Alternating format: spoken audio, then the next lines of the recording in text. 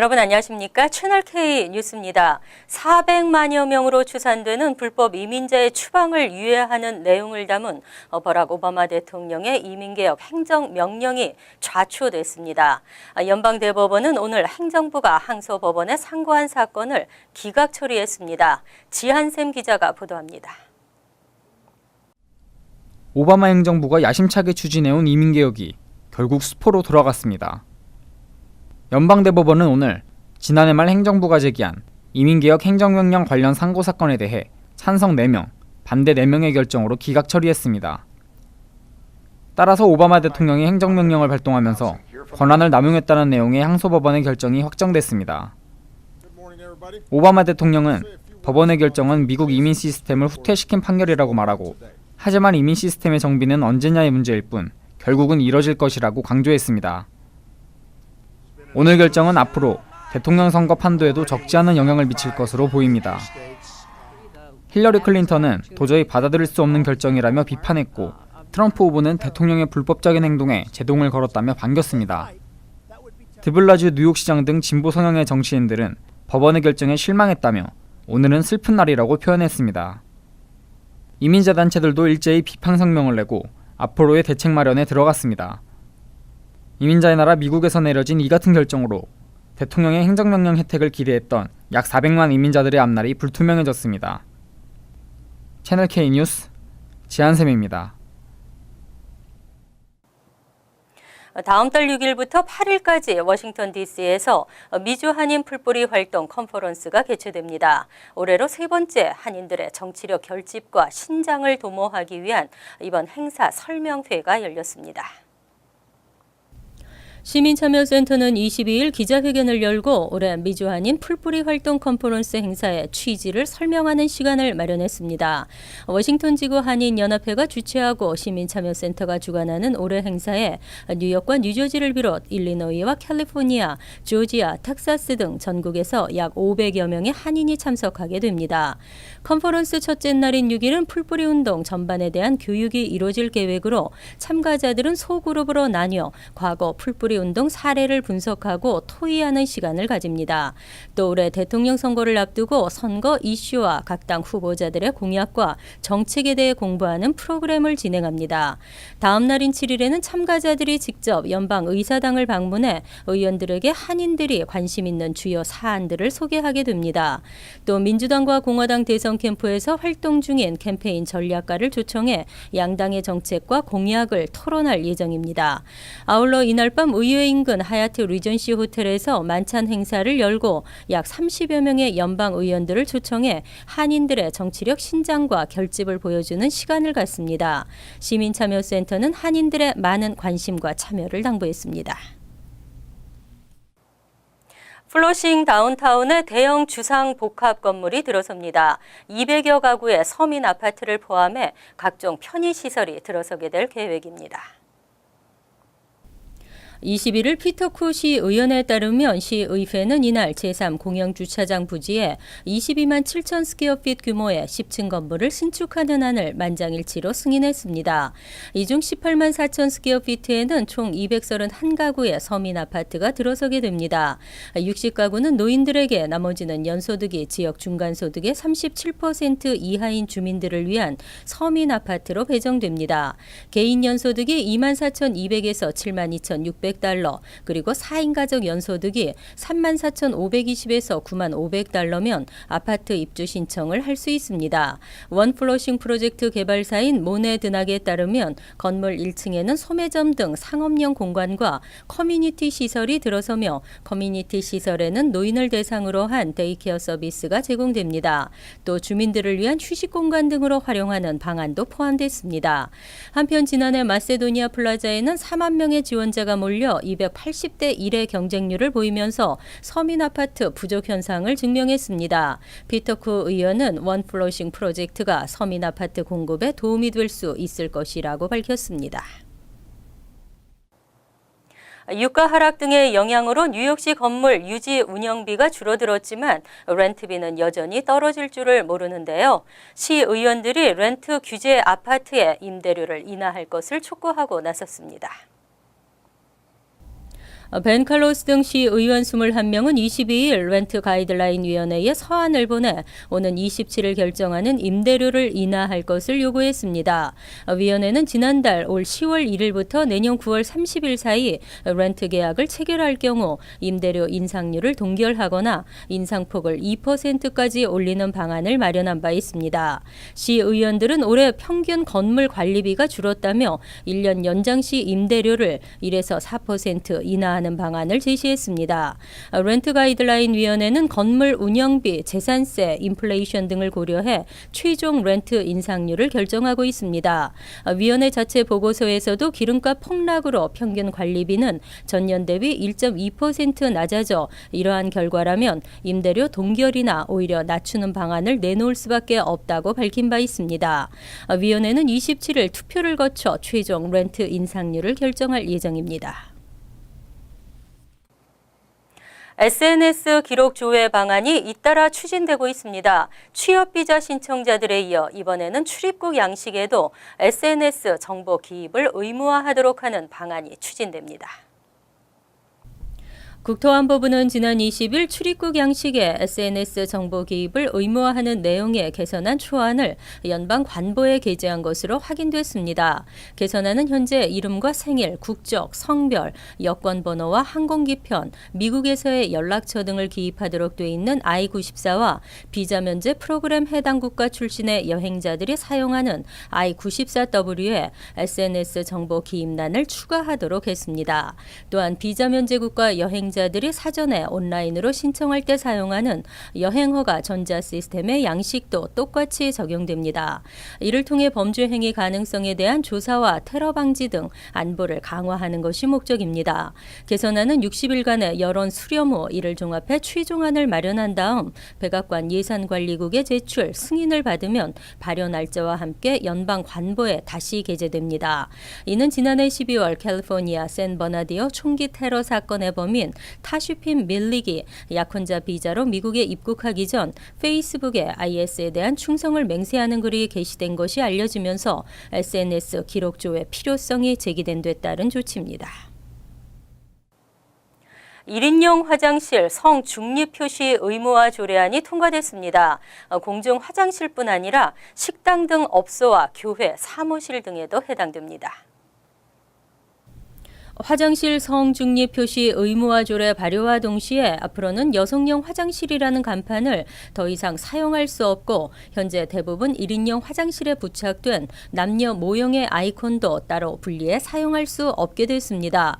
성중립 또는 남녀 공용 등 성별 구분이 없는 간판으로 변경해야 합니다. 다만 한 화장실의 변기가 2개 이상 있는 남녀 구분 화장실에는 해당되지 않습니다. 이외에도 모든 성에 해당됨을 의미하는 inclusive 또는 gender inclusive, all gender 등의 문구를 사용할 수 있습니다. 또 현재 사용하는 남녀 아이콘을 한 간판에 같이 넣거나 남녀 공용을 상징하는 아이콘을 붙이면 됩니다. 조례안은 지난 21일 찬성 47표, 반대 2표로 시의회 본회의를 통과했습니다. 데니얼 드럼 시의원은 트랜스젠더 등 성소수자의 화장실 이용 권리를 보장하자는 조례안 취지를 설명했습니다. 또 그동안 한쪽 화장실에 이용자가 없음에도 불구하고 남녀 구분 때문에 다른 쪽 화장실을 기다려야 하는 1인용 화장실의 문제점도 해결하는 일석이조의 조례안이라고 강조했습니다. 경제가 느리지만 회복되고 있는 것으로 나타났습니다. 최근 실업수당 청구 건수가 43년 만에 최저치로 나타나면서 고용시장도 호전되는 것으로 조사됐습니다. 노동부는 23일 지난주까지 신규 실업수당 청구 건수는 25만 9천 건으로 한 주 전보다 1만 8천 건이 줄었다고 발표했습니다. 금융시장에서의 예상 건수는 27만 건이었습니다. 주간 신규 실업수당 청구 건수는 지난 3월 25만 3천 건을 기록하면서 43년간 최저치를 나타냈습니다. 변동성을 줄여 추세를 보여주는 4주 이동 평균 청구 건수도 26만 7천 건으로 2,250건 감소했습니다. 감소했습니다. 지난달 비농업부문 신규 고용 증가량이 금융시장에서 예상한 최저치보다도 낮은 3만 8천 개에 그치면서 경제의 느린 회복을 사실상 견인하던 고용 부분마저 더는 호조를 이어가지 못하는 게 아니냐는 우려가 제기됐고, 이는 결국 기준금리 동결로 이어졌습니다. 그러나 실업수당 청구 건수가 낮게 유지되면서 고용시장이 다시 호조를 보일 여지가 충분하다고 금융시장 전문가들은 설명했습니다. 연준의 제니디 옐런 의장도 최근 고용시장에서 발견할 수 있는 긍정적 지표 중 하나로 주간 신규 실업수당 청구 현황을 언급한 바 있습니다. 지난달 월간 신규 주택 판매량이 다시 감소했습니다. 하지만 이를 주택시장의 부진 신호로 간주하기에는 어렵다는 의견입니다. 주택시장이 다시 활기를 띨 것으로 분석됐습니다. 5월 신규 주택 판매 건수가 한 달 전보다 6.0% 감소한 연간 환산 기준 55만 1,000건으로 나타났다고 23일 상무부가 밝혔습니다. 시장 전문가들은 지난 4월 신규 주택 판매 건수가 예상치를 훌쩍 뛰어넘었기 때문에 이 같은 5월 달의 감소는 대체로 예상했던 일이고 감소폭 역시 시장에 충격을 줄 수준은 아니라고 풀이했습니다.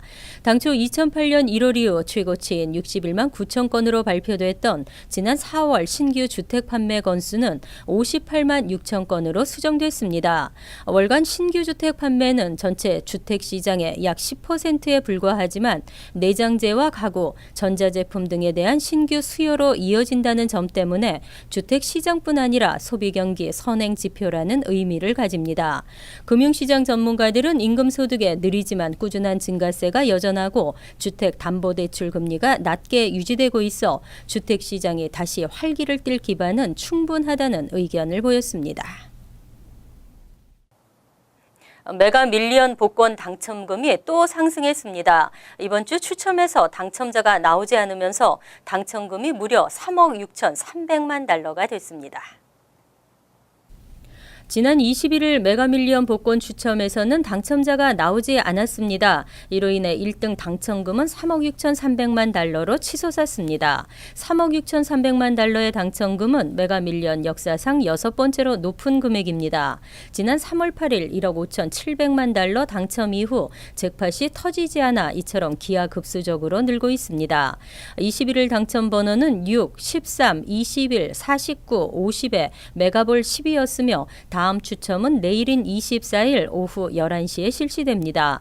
한편 메가밀리언 역사상 가장 높은 당첨금은 2012년 3월 30일에 나온 6억 5,400만 달러로 당시 당첨자는 3명이었습니다. 또 1인 최고 당첨금은 3억 2,600만 달러로 2014년 11월 4일에 나왔습니다. 한편 메가밀리언 로또가 미니 카지노가 되면서 일반 카지노에서 푼돈을 쓰는 사람들이 줄어든다는 지적도 나옵니다. 또 도박과 같은 로또 게임을 정부가 주도하는 것이 과연 옳은 것인지, 도박의 횡재를 기대하는 개인 습관이 생긴 뒤의 부작용은 어떻게 할 것인지에 대한 의문도 커져가고 있습니다. 이어서 LA 지역 한인사회 소식입니다. 미국의 교사용 보조 교재에 한국의 정치경제 발전상을 담은 성공 스토리가 수록됐습니다. LA 총영사관 측은 보도 자료를 통해 지난 55년간 한국의 발전상을 담은 내용들이 미국 교사들의 주요 보조 교재 커먼 코어 코리아 인터넷판에 21일부터 수록돼 공개됐다고 밝혔습니다. 기존 교재 서문에 추가로 수록된 내용은 6.25 전쟁 이후 한국의 발전상부터 삼성과 현대 등 주요 기업들의 생산품들이 포함됐습니다. 특히 이번 추가 내용은 이기철 총영사가 네덜란드 대사로 재직하던 시절 초등학교 교사용 수업 교재에 실어놓은 3장 분량의 한국 관련 내용과 동일하며 교재의 저자 메리 카너가 이기철 총영사로부터 승인을 받은 뒤 추진됐습니다. 한편 한국 발전상의 교사 교재 수록에 대해 이 총영사는 한국을 알리는 총영사관을 만들겠다는 약속의 첫 번째 성과라고 밝혔습니다. LA시가 LA 경찰국 경관들이 착용하게 될 바디캠의 부착 계획안을 최종 승인했습니다. LA시 의회는 오늘 오전 열린 전체 회의에서 5,760만 달러의 바디캠 관련 예산 배정과 이를 통한 7,000대의 바디캠 구입에 대해 만장일치로 승인했습니다. 현재 LAPD에서는 860명의 경관들이 바디캠을 부착하고 있습니다. 특히 이번 예산안 통과로 대부분의 순찰 경관들에게 바디캠 장착이 확대될 계획입니다. 에릭 가스티 LA시장은 이번 계획안 통과에 대해 경찰 역사상 매우 역사적인 순간이라고 밝히며 바디캠 도입으로 경찰의 과잉 진압에 대한 명확한 판결은 물론 경찰의 공권력 남용 행위를 없애는 데 크게 기여할 것이라고 밝혔습니다. 월드리포트입니다. 세상에서 제일 크고 길고 특이한 것이 많은 중국. 이번에는 세상에서 제일 높고 아찔한 것을 만들어 선보였는데요. 공포 체험을 하는 것 같은 유리다리, 안전은 믿어도 될까요? 기기묘묘한 바위와 명산으로 둘러싸인 중국 장각의 국립공원. 웅장한 대협곡에 걸쳐진 거대한 구름다리가 완공을 앞두고 모습을 드러냈습니다. 보기만 해도 아찔한 300m 높이에 바닥은 온통 투명한 유리로 만들어졌습니다. 다리 길이는 무려 430m. 세계에서 가장 높고 긴 유리다리입니다. 마무리 공사가 한창인 장각의 유리다리의 정식 개장은 내년 1월이지만 올 하반기부터 관광객을 받습니다. 한꺼번에 최대 800명이 이용할 수 있다는 이 유리다리에선 하늘을 걷는 기분으로 아름다운 풍광을 감상할 뿐 아니라 번지 점프와 패션쇼도 진행될 예정입니다. 全中国第一座玻璃吊桥，所以呢，它具有独特性和具有观赏性和游客的体验性。 지난달 베이징에는 세계에서 가장 큰 유리 전망대가 문을 열었습니다. 해발 768m의 봉우리 끝자락에서 공중으로 넓게 펼쳐진 모양으로 바닥이 투명한 전망대를 만든 겁니다. 因为害怕，不敢往下瞅，就得往上瞅。你看，我就把着栏杆走嘛。第一次来也是，开始吧有点晕着，现在有点习惯了，刚有点习惯。 난간에서 차마 손을 떼지 못하는가 하면 앞사람의 팔을 붙잡고 간신히 발걸음을 내딛는 여성도 있습니다. 건장한 남성들도 다리가 후들거리긴 마찬가지. 刚一上来的时候的确挺紧张的，因为这个高度，看着得有几百米吧，然后而且是全透明的栈道。 후난성 스니우자이산 국립공원에도 높이 180m, 길이 300m의 유리 다리가 만들어져 작년 가을부터 관광객을 맞고 있습니다. 다리에 힘이 풀려 주저앉거나 엉금엉금 네 발로 기어다니고 아예 눈을 감고 걷기도 합니다. 다른 사람과 함께 걸으면 다리가 좌우로 흔들리기까지 해 여기저기서 비명이 터져나옵니다.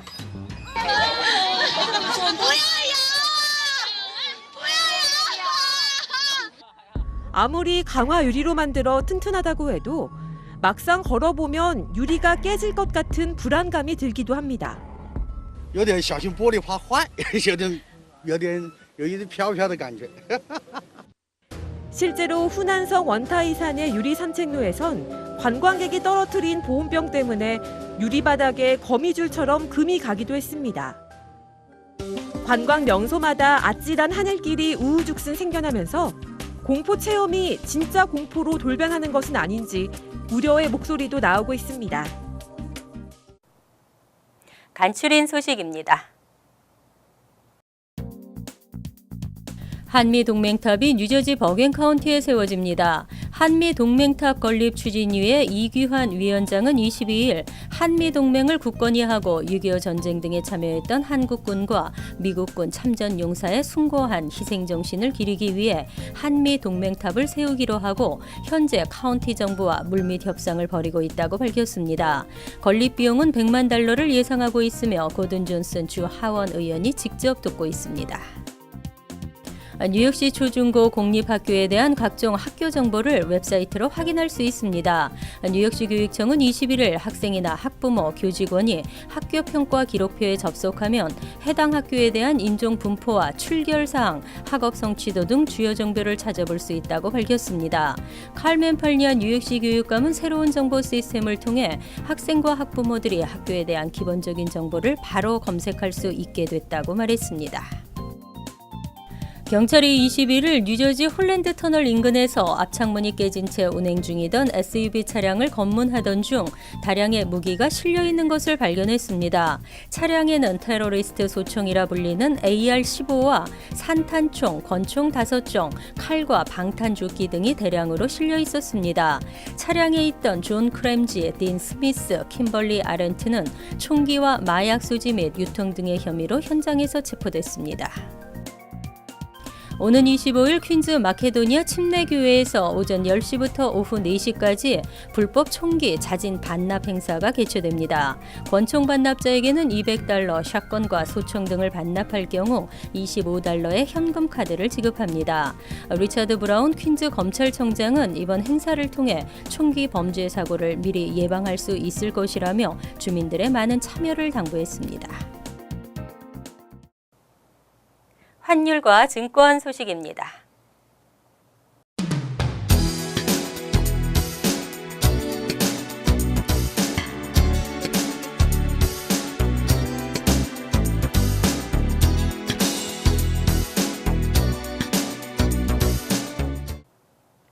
이어서 날씨입니다. 금요일은 곳에 따라 흐리겠지만 대체로 맑겠습니다. 낮 최고 기온은 80도, 섭씨 27도, 밤 최저 기온은 63도, 섭씨 17도로 예상됩니다.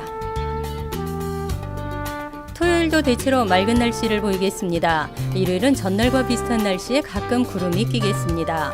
월요일은 다소 흐린 날씨를 보이겠지만 차차 개이겠습니다. 항상 여러분과 함께하는 채널K 뉴스 여기서 마칩니다. 편안한 하루 되시기 바랍니다.